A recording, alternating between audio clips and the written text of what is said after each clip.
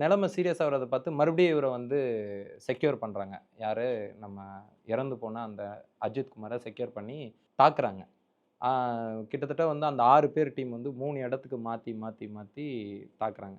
இந்த தாக்குதல அனுபவிச்ச அஜித் குமார் வந்து ஒரு கட்டத்தில வந்து அந்த தாக்குதல்லருந்து தப்பிக்கணுன்றதுக்காக, அ நகை வந்து கோவிலுடைய அசிஸ்டன்ட் கமிஷனர் ரூம் பின்னாடி தான் வந்து ஒளிச்சு வச்சிருக்கிறேன்.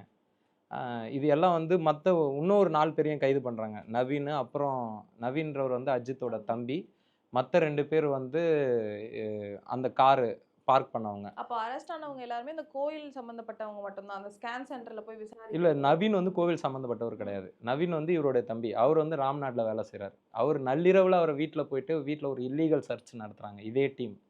இல்லீகல் சர்ச் நடத்தி அங்கருந்து அவர செக்யூர் பண்ணி, அவர மறுபடியும் இங்க கூட்டு வந்து அண்ணன் முன்னாடியே போட்டு அடிக்கிறாங்க.